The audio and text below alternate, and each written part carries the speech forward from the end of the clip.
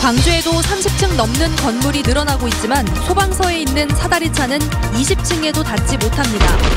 부실 덩어리로 드러난 민간공원 풍례사업 사업자 선정이 안개 속으로 빠져들고 있습니다. 광주시는 사업자 재산정 결과 발표를 차일피일 미루고 있습니다. 출소 이후에도 19년째 보안 관찰을 받았던 최연소 장기수, 강용주 씨가 감시의 독세에서 풀려나게 됐습니다. 구금고 선정 과정에서 심사위원 명단이 유출돼 수사와 소송이 진행 중인 광주 광산구가 금고 선정 심의를 다시 하기로 했습니다. 여러분 안녕하십니까? 광주 MBC 뉴스데스크입니다. 광주에는 30층 넘는 건물이 80개 동에 이릅니다. 앞으로도 고층 건물은 계속 늘어날 텐데 혹시라도 불이 나면 어쩌나 걱정이 앞섭니다. 광주 지역 소방서에 있는 고가 사다리차로는 30층은커녕 20층까지 닿기도 어렵기 때문입니다. 우종훈 기자가 취재했습니다. 지난해 준공된 광주 북구의 한 주상복합 건물입니다. 저층엔 상가와 오피스텔, 그리고 고층엔 아파트가 들어서 있습니다. 이 아파트 주민들은 최근 화재에 취약하다는 사실을 알게 됐습니다. 근처 소방서에 고층 아파트 화재 진압용 소방사다리차가 없기 때문입니다. 아이를 데리고 이제 안고 내려온다든지 마냥 불이 난다고 해서 비상구라도 비상구 자체가 100% 안전하다고는 또 볼 수가 없는 거 하다 보니까. 유사시 사람들을 외부로 구출하고 소방용수를 높이까지 쏠 수 있게 하는 고가 사다리차는 20층 높이까지 이를 수 없습니다. 현재 광주시가 보유하고 있는 고가 사다리차는 각 구에 한 대씩 있지만 이걸로는 15층 아파트 높이에서 최대로 잡아도 17층 높이까지만 펼 수 있습니다. 광주에는 20층 이상, 소방법에서 고층으로 분류하는 30층 이상 건물도 최근 많이 생겨나고 있습니다. 30층 이상 고층 건물은 10개 단지 46개 동에 이르고 있고 지금 지어지고 있는 고층 건물까지 더하면 5개 단지 34개 동 등 모두 80개 동에 달하고 있습니다. 소방 사다리차에 물길이 닿지 않는 30층 이상 아파트에서 불이 난다면 대형 참사로 번질 수 있습니다. 이에 대해 광주시 소방본부는 고가 사다리차가 능사는 아니라며 30층 이상 건물의 경우 피난 안전구역 등의 시설을 의무적으로 갖추도록 하고 있다고 설명했습니다. 17층까지는 사다리차를 활용해서 그런 소화활동을 하고 그 이상이 되는 건축물은 자체 소방시설을 활용해서 화재 진압과 인명대피를 하고 있다는 겁니다. 전국의 20층 이상 건물 화재에 대처할 수 있는 70m 이상 고가 사다리차를 보유한 자치단체는 서울과 인천, 부산 등 6곳에 총 8대가 있습니다. 광주에도 고층 건물이 늘어나고 있는 만큼 고층 건물용 고가 사다리 소방차 도입 논의가 필요해 보입니다. MBC 뉴스 우종훈입니다. 민간공원 2단계 사업자를 선정하는 과정이 엉터리였다고 몇 차례 보도해드렸습니다. 광주시도 잘못에 대해서 사과하면서 바로잡겠다고 밝혔는데 결과 발표는 차일피일 미루고 있습니다. 무엇 때문인지 김인정 기자가 취재했습니다. 정정 발표를 미루기만 벌써 3번째. 좌고우면 중인 광주시의 가장 큰 걱정은 피할 수 없게 된 앞으로의 후폭풍입니다. 일단 감사에서 지적된 사항을 그대로 받아들일 경우 사업지구 2곳에서 우선 협상 대상자가 바뀝니다. 그러나 감사 뒤 열린 제안심사위원회 전문가들의 의견은 이 중 한 곳은 과잉 감사라 한 곳만 교체해야 한다는 겁니다. 광주시는 한 곳만 교체할지 2곳을 교체할지를 놓고 고민하고 있습니다. 한 곳만 교체할 경우 이의 제기를 한 업체만 탈락해서 선정으로 바뀌게 돼 맞춤형 감사라는 논란이 일 수 있습니다. 광주시가 이 업체의 부탁으로 감사를 지시한 것 아니냐는 설에도 힘이 실려 광주시 부담도 커지게 됩니다. 이런 위험 부담을 줄이기 위해 2곳을 다 교체할 경우에는 광주시가 제안심사위원회 의견을 배척하게 돼 문제가 없는지 법률 검토를 하고 있습니다.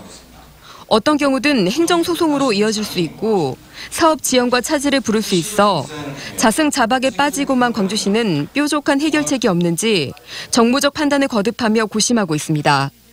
MBC 뉴스 김인정입니다. 구 금고 선정 과정에서 심사위원 명단이 유출돼서 수사와 소송이 진행 중인 가운데 광주 광산구가 심의 절차를 다시 밟기로 했습니다. 광주 광산구는 명단이 유출된 심사위원들을 모두 해촉하고 심사위원회를 다시 구성한 뒤에 광주은행과 KB국민은행, 농협 등 3개 기관이 냈던 제안서를 재심의하기로 했습니다. 또 은행 3곳에 이 같은 방침을 전달하고 입장을 취합한 뒤 향후 일정을 결정하기로 했습니다. 출소 이후에도 19년째 보안 관찰을 받았던 최연소 비전양장 기수 강영주 씨가 감시의 족쇄에서 풀려나게 됐습니다. 법무부는 오늘 보안관찰처분 심의위원회를 열어서 검찰이 청구한 대로 강영주 씨에 대한 보안관찰을 면제하기로 의결했고 법무부 장관도 이를 수용한 것으로 전해졌습니다. 전남대 의대 재학 시절 간첩으로 몰려서 14년간 옥살이를 한 강 씨는 1999년 출소 이후 올해로 19년째 보안관찰을 받아왔습니다.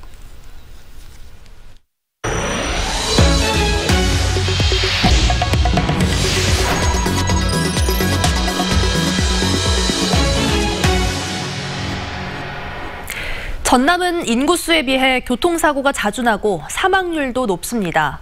도로 여건이 나쁘고 사고에 취약한 노인들이 많은 것도 이유로 꼽히는데요. 전라남도가 맞춤형 대책을 시행하기로 했습니다. 보도에 문현철 기자입니다.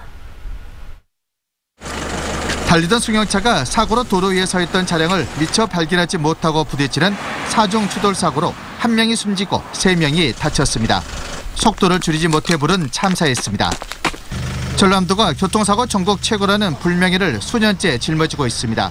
최근 3년간 전남에서 발생한 교통사고는 마음껏 인구 10만 명당 510명으로 전국 평균 435명을 크게 웃돌았습니다. 사망자는 전국 평균보다 2배 이상 높았습니다. 전남에서는 하루 1명꼴로 교통사고로 숨지고 있습니다. 이들 사망사고는 도로 폭이 좁고 갓길이 없는 지방도로에 집중됐고 사망자의 절반 이상이 65살 이상 노인층이었습니다. 운전문화도 뒤떨어져 전남의 교통법규 위반 가운데 속도 위반자가 60%에 달했습니다. 이 때문에 교통사고 분야 지역 안전지수가 4년 연속 5등급으로 전국 꼴찌를 기록했습니다.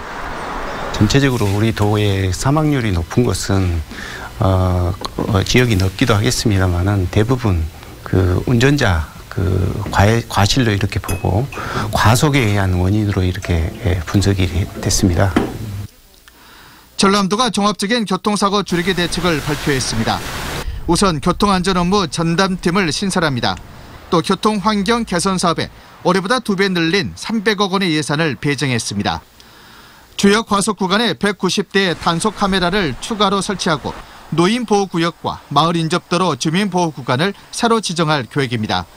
또 노후천도로 갓길을 정비하고 도심 내 제한 속도를 낮추는 사업을 목포시부터 시범적으로 추진하기로 했습니다. 전라남도는 교통사고를 재난, 재해 수준으로 대응하겠다는 자세로 교통사고 사망자 수를 오는 2020년까지 절반으로 줄이겠다고 밝혔습니다. MBC 뉴스 문현철입니다. 여수로 진입하는 국도에 여수 상징문을 건립하는 공사가 차량 통제 문제로 7달 동안이나 멈춰 있습니다. 여수시는 차량을 우회시키기 위해 임시도로를 만들었지만 안전성 논란 때문에 무용지물이 됐고 공사는 다시 기약 없이 미뤄지게 됐습니다. 문영철 기자가 전해드립니다. 자동차 전용 도로에 추진되고 있는 여수 상징문 건립공사 현장입니다. 마지막 작업인 상부 구조물을 설치하기 위해서는 차량을 전면 통제해야 하는데 이를 두고 여수시와 순천국토관리사무소 간의 협의가 길어지면서 지난 5월부터는 공사가 아예 중단됐습니다. 장기간 논의 끝에 양측은 전용도로 옆으로 임시도로를 낸 뒤 차량을 우회시키기로 합의했고 이후 2달에 걸쳐 공사를 마친 여수시는 지난 12일부터 우회도로를 운영한다며 공고까지 냈던 상황. 하지만 불과 사흘 뒤에 이를 번복했습니다. 우회도로의 안전성 문제가 불거졌기 때문입니다. 현 자동차 전용도로 한 차선의 폭은 3.5m, 반면 우회도로는 3.2m에 불과합니다. 여기에 진출입구의 굴곡이 심한 데다 갓길도 충분히 확보되지 않았습니다. 차로폭이라든지 평면 선형도 이 정도는 이상으로 좀 확보해달라고 했는데 현재 이 상태로 개통할 경우 사고는 불보듯하고. 반면 여수시는 우회도로의 설계와 시공 과정에서 국토관리사무소 측과 수차례 협의를 거쳤는데 뒤늦게 안전성을 문제 삼는 건 이해할 수 없다는 입장입니다.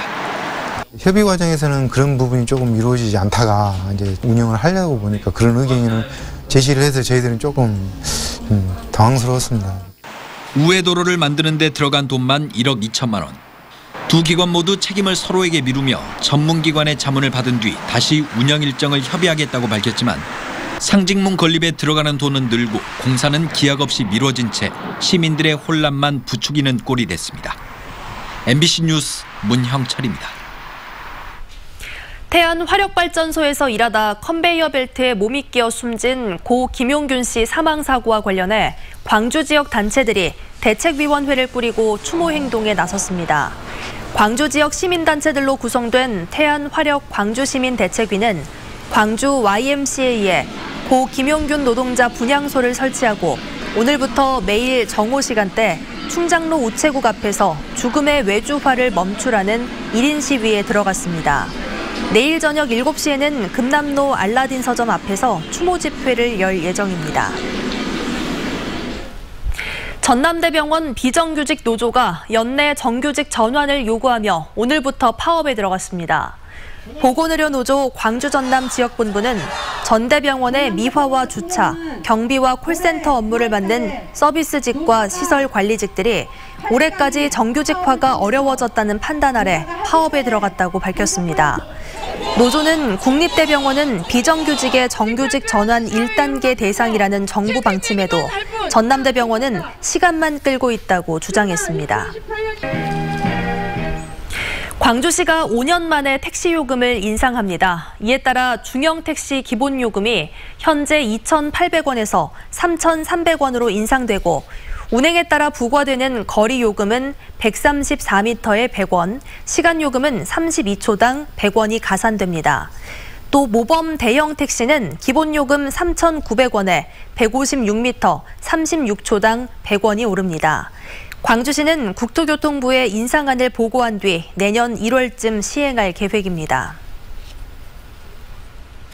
최근 수시 모집 합격자 오류로 혼선을 빚은 조선대학교의 입학처장이 사퇴하기로 했습니다.